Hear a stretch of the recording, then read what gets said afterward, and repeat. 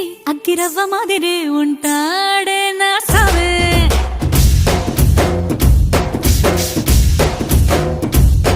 మెత్తాని పత్తి పువ్వుల మరే సంటో